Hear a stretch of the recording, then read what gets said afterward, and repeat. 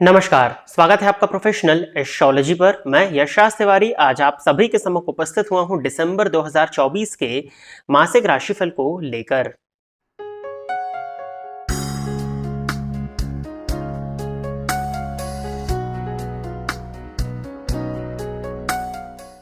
आज के इस राशिफल के कार्यक्रम में हम चर्चा करने जा रहे हैं कि आपके लिए ये दिसंबर 2024 का मंथ, जो कि इस ईयर का लास्ट मंथ होने वाला है, कैसा जाने वाला है, क्या लाभ और क्या हानि आपको इस मंथ में देखने में मिलने वाली है। साथ ही साथ इस मंथ में आपका करियर कैसा होगा, आपकी मैरिड लाइफ कैसी होगी, आपकी लव लाइफ कैसी होगी, क्या आप शादी करने के इच्छुक थे और आपकी शादी नहीं हो पा रही थी, क्या आपकी शादी इस मंथ में होगी या नहीं, शिक्षा के पॉइंट ऑफ व्यू से आपके मंथ कैसा रहने वाला है, साथ ही साथ स्वास्थ्य के पॉइंट ऑफ व्यू से और जीवन के विभिन्न पहलुओं पर हम आज के इस कार्यक्रम में चर्चा करने जा रहे हैं।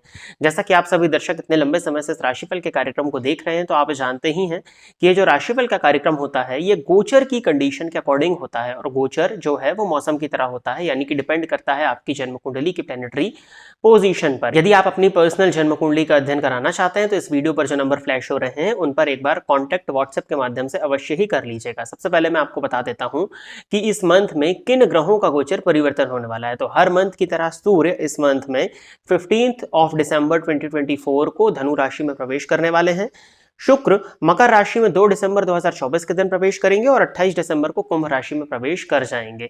मंगल वर्तमान समय में कर्क राशि में अपनी नीच राशि में चल रहे हैं और ये 7 दिसंबर 2024 को शाम के समय पर वक्री हो जाएंगे, जो कि नीच राशि में वक्री होने के चलते उच्च के समान फल देना प्रारंभ कर देंगे। और बुध अभी वृश्चिक राशि में वक्री अवस्था में चल रहे हैं, तो 16 दिसंबर 2024 के दिन मार्गी होने जा रहे हैं। इन्हीं ग्रहों की गोचर की प्लेसमेंट के अनुसार आपका आज का राशिफल का कार्यक्रम होने वाला है। यदि आप इस कार्यक्रम को देखते हैं और इस कार्यक्रम के माध्यम से आपका कुछ भी लाभ होता है तो आप इस वीडियो को लाइक करें, साथ ही साथ इस चैनल को सब्सक्राइब करें ताकि इन फ्यूचर जो भी कंटेंट मेरे द्वारा इस चैनल पर अपलोड किया जाता है उसका नोटिफिकेशन आपको मिलता रहे। यदि इस कार्यक्रम के माध्यम से आपका कुछ भी लाभ होता है तो आप इस वीडियो को ज्यादा से ज्यादा लोगों के साथ में शेयर करें ताकि और भी लोगों का लाभ हो और उसका माध्यम आप सभी दर्शक बने। आइए अब हम चर्चा प्रारंभ करते हैं राशियों के क्रम में। पहली राशि अर्थात मेष राशि के जातकों के लिए दिसंबर 2024 का ये मंथ क्या लेकर के आ रहा है। मेष राशि के जातकों के लिए राशिपति मंगल बन जाते हैं ये मंथ की स्टार्टिंग में, या आप कह लीजिए कि पूरे ही मंथ आपकी गोचर कुंडली के 4th हाउस में संचरण करने जा रहे हैं। साथ ही साथ ये इनकी नीच राशि है, बट 7 दिसंबर के दिन ये वक्री हो जाएंगे, तो 4th हाउस में संचरण करते हुए ही उच्च के समान फल देना प्रारंभ कर देंगे। यदि भूमि भवन से संबंधित आपका कोई काम रुका हुआ था तो 7 दिसंबर के बाद में वो बनता हुआ दिखाई दे रहा है। यदि आपके सुखों में किसी तरह की कमी महसूस आप कर रहे थे तो 7 दिसंबर के बाद में आपके सुखों में वृद्धि होती हुई दिखाई दे रही है। यदि आपके मदर की हेल्थ में किसी तरह की परेशानी थी तो वो परेशानी भी 7 दिसंबर के बाद में कुछ हद तक कम हो जाएगी। पैतृक संपत्ति को लेकर के यदि आपका किसी तरह का विवाद चल रहा था, पेरेंटल प्रॉपर्टी यदि आपको नहीं मिल पा रही थी या उसके लिए आप एफर्ट्स कर रहे थे, तो 7 दिसंबर के बाद में उन एफर्ट्स का फ्रूट, उन आपके द्वारा किए गए प्रयत्नों का फल आपको शुभ रूप में देखने में मिलने वाला है। देखिए, दाम्पत्य जीवन के पॉइंट ऑफ व्यू से मंगल का गोचर कोई बहुत ज्यादा खास नहीं होने वाला। उसके पीछे रीजन ये है कि मंगल की दृष्टि ऑलरेडी सप्तम स्थान पर पड़ रही है। अब मंगल की दृष्टि जब सप्तम स्थान पर पड़ेगी और शुक्र 2 दिसंबर के दिन मकर राशि में प्रवेश कर जाएंगे, तो मंगल की दृष्टि सप्तम भाव और सप्तमेश दोनों पर पड़ने लगेगी। और दाम्पत्य के कारक भी शुक्र होते हैं, तो जब मंगल का संबंध शुक्र से, सप्तम भाव से और सप्तम के कारक तीनों से बनने लगेगा, तो कहीं ना कहीं मैरिड लाइफ में कुछ हद तक उतार चढ़ाव की स्थिति देखने में आपको अवश्य ही मिलने वाली है, जिस पर आपको थोड़ा सा नियंत्रण लगा करके रखने की जरूरत है। मन की जो अशांति थी उसमें कहीं ना कहीं कमी आएगी, परंतु मंगल चूंकि कर्म स्थान को देखेंगे जहां पर वो दिग्बली होते हैं, तो अपने दिग्बल भाव को देखेंगे तो मानसिक अशांति में कमी तो आएगी, बट आपका वर्कलोड बढ़ने वाला है। 7 दिसंबर के बाद में आपका वर्कलोड बढ़ेगा। ट्रेवलिंग के चांसेस भी आपके 7 दिसंबर के बाद में बनते हुए दिखाई दे रहे हैं। लव लाइफ के पॉइंट ऑफ व्यू से देखा जाए तो पंचम भाव के स्वामी सूर्य बनते हैं, ये अष्टम स्थान में संचरण कर रहे हैं और ये राशि परिवर्तन कर लेंगे 15 दिसंबर के बाद में।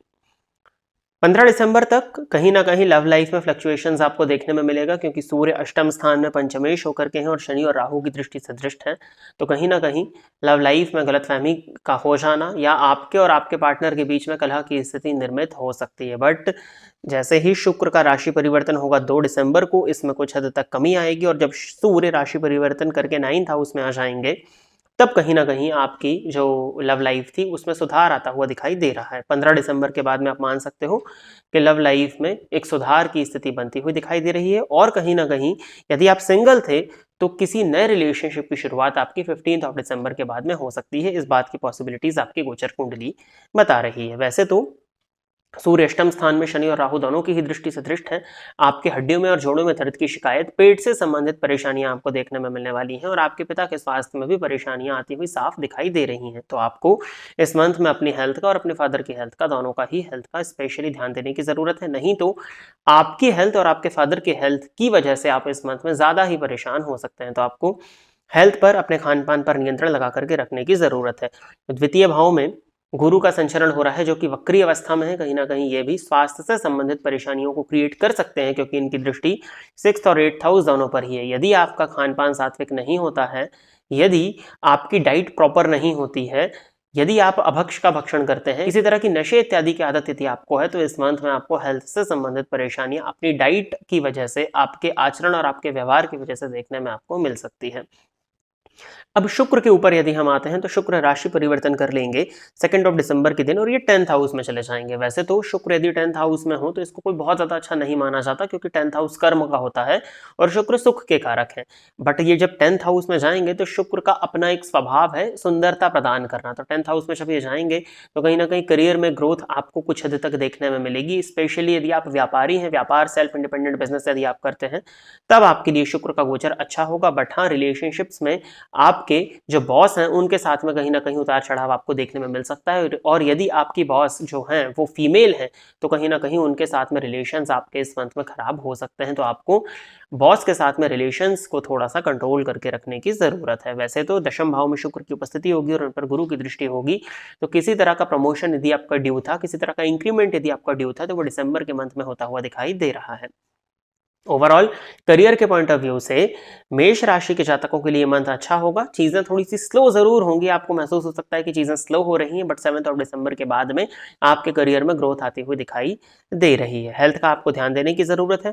किसी भी तरह के वाद विवाद को करने से आपको बचना चाहिए। हो सकता है कि किसी तरह के वाद विवाद में आप इस मंथ में सम्मिलित हो जाएं तो वहां कहीं ना कहीं आपको नुकसान देखने में मिलेगा और कोर्ट कचहरी की स्थिति आपके साथ में इस मंथ में उत्पन्न हो सकती है। तो आपको वाद विवाद से बच करके रहना चाहिए इस मंथ में। मंथ की स्टार्टिंग में थोड़ा मानसिक अशांति आप महसूस कर सकते हैं। हो सकता है कि आपको ऐसा फील हो कि जैसे ही मंथ शुरू हुआ है आपका मन बहुत बेचैन हो रहा है, तो उसको लेकर के बहुत ज़्यादा घबराने की ज़रूरत नहीं है। जैसे ही मंथ आगे बढ़ेगा, स्पेशली आपके राशिपति जब वक्री होंगे, तो कहीं ना कहीं ये समय आपके लिए अच्छा होगा, क्योंकि वो उच्च के समान फल देना प्रारंभ कर देंगे। मंगल की दृष्टि लाभ स्थान पर भी होगी। लाभ स्थान पर मंगल की दृष्टि होने के चलते एक से अधिक सोर्सेज ऑफ इनकम आपको देखने में मिलेंगे, बट आपको पैरों में चोट लग सकती है। स्पेशली घुटनों के नीचे का जो हिस्सा है वहां पर चोट लगने की पॉसिबिलिटीज बनती हैं। और अगर हड्डियों से संबंधित परेशानी, जो कि मैंने आपको बताया, अगर पहले से थी, तो किसी तरह का ऑपरेशन भी आपका पैरों से संबंधित इस मंथ में हो सकता है। सीने में जलन इत्यादि की यदि शिकायत थी तो 15 दिसंबर के बाद में उसमें कमी आती हुई दिखाई दे रही है। शिक्षा के पॉइंट ऑफ व्यू से देखा जाए तो रिसर्च के फील्ड के जो स्टूडेंट्स हैं, जो स्टूडेंट्स पीएचडी इत्यादि का कोर्स कर रहे हैं, उनके लिए ये मंथ फेवरेबल होने वाला है। और 15 दिसंबर के बाद में ओवरऑल आपकी पढ़ाई काफ़ी अच्छी होती हुई दिखाई दे रही है।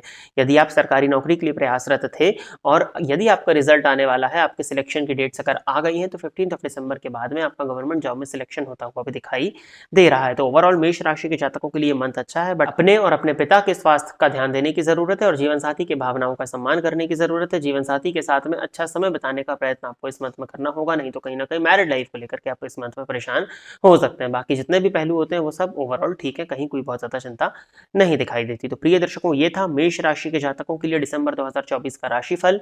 उपाय के तौर पर आपको इस मंथ में हनुमान जी की आराधना करनी चाहिए। हनुमान चालीसा का नित्य 3 बार पाठ करना आपके लिए इस मंथ में काफी बेनिफिशियल होगा। साथ ही साथ में शुक्रवार के शुक्रवार देवी मंदिर में जाकर के दर्शन करना और देवी मंदिर में जाकर के सफेद मिठाई का प्रसाद लगा करके वहां के लोगों में बांटना आपके लिए इस मंथ में काफी बेनिफिशियल होगा। आशा करता हूं मेष राशि के जातक मेरे द्वारा बताए गए इस राशिफल के कार्यक्रम से संतुष्ट होंगे।